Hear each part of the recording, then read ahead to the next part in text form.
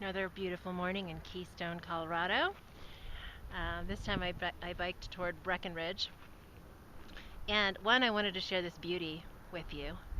And two, I wanted to just recap yesterday at the Let My Doctor Practice Summit. It was a day full of emotion.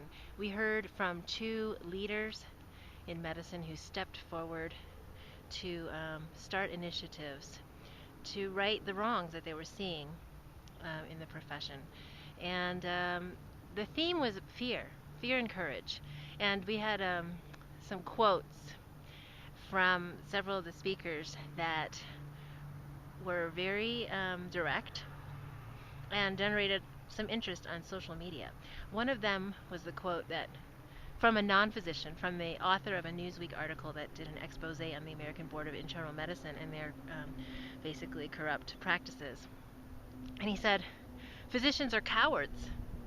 That physicians have the power, they just don't have the courage.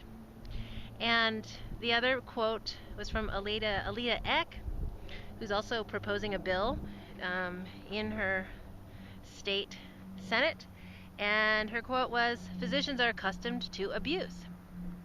So these were, of course, very catchy phrases to post on social media because they get people's attention and they're punchy and they're short.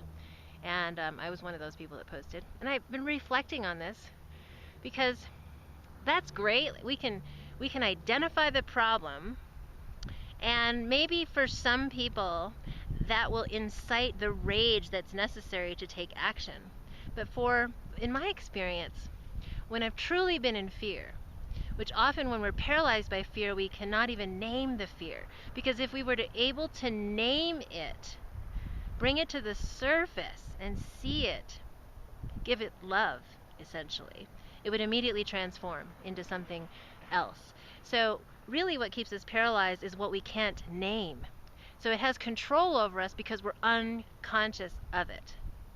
And so, I was imagining if I were one of these physicians who was truly not knowing what to do or paralyzed in fear, would it help to be called a coward in that moment? Would it give me the fuel and the food that I require in that moment to move forward and author my life? And for me, the answer was no. And for me, what I'm going to speak in the beginning of today's webcast and talk about what courage is, and what I've learned about courage. And the word courage comes from the same root, the Latin root for the word heart. So courage is something we muster from our heart. And it's not a mental exercise, it's not a concept. It's a power and an energy that comes from our heart. And it's that mysterious place that, science is trying to understand it. But in my observation, doctors, as well as so many other populations on the planet right now, are going through life experiences that show us directly what our heart is, what our heart is capable of, how powerful our heart is.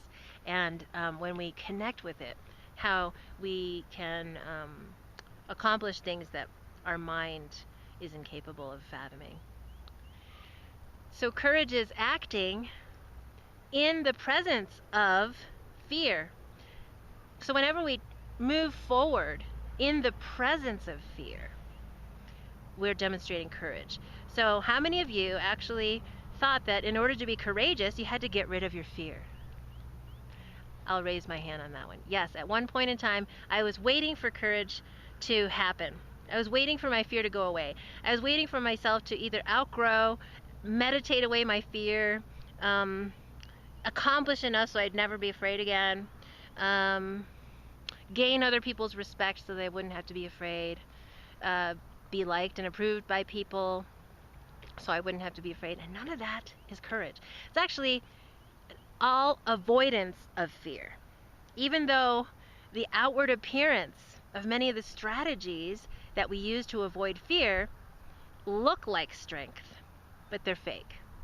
And right now we're at this time of white hot searing truth coming to the surface. That was another theme for me from yesterday's talks, that both of these leaders started to peel away the layers of lies that they had been sold by supposedly authoritative organizations. In one case, medical certification boards that said this is required, you have to do this to practice, and everyone just said okay. But he said, wait a minute, is that true?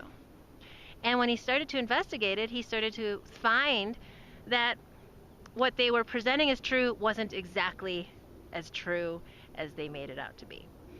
The other was Dr.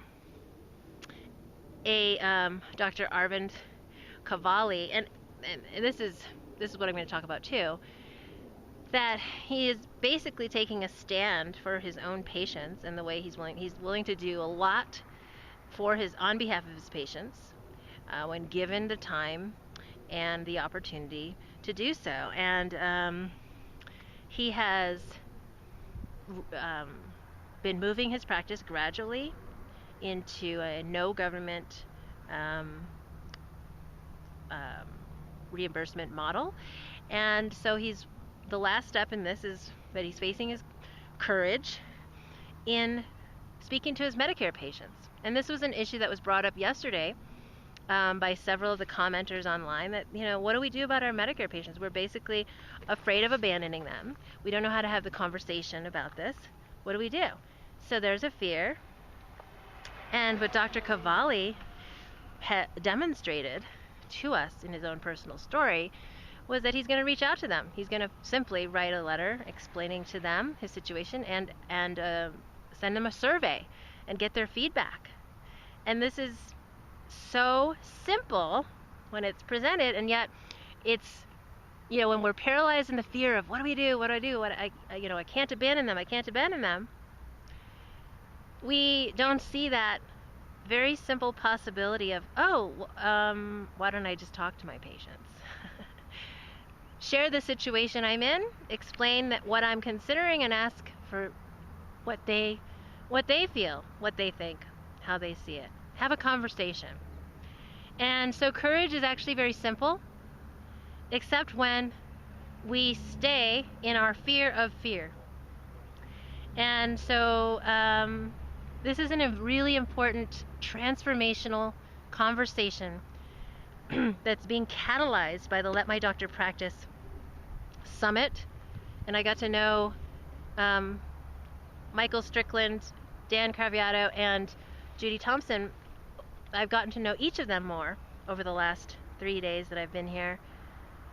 And there's so much heart in this group. And you'll feel this in their offerings. If you've been watching on the webcast or if you come here live in person, this comes from heart. This is a courageous act. Just the mere act of dedicating a year of their lives to organizing this effort, bringing it together, and presenting it to the world. So the last thing I want to say is that courage is a catalyst. It's like a domino effect. So when one person stands in their courage and acts in the presence of their biggest fear and takes what may seem like a very simple action. Hey, let's organize a conference. Hey, let's actually send a survey to our Medicare patients. When that happens, something is ignited in the hearts of others. So when we share that with the world, when we share our own courageous acts in the presence of our own fear, not avoiding fear, in the presence of our fear, we inspire others to touch their own courage, to take their own step of courage, which may mean simply stepping up and saying yes and having a conversation with us. And when we can have a conversation, we can come together, we can have understanding and compassion, we can take action, and we can change the world. And we are. We're doing that right here in Keystone, Colorado. It's beautiful here. We have the inspiration, I believe, of nature and beauty supporting us. And thanks for watching.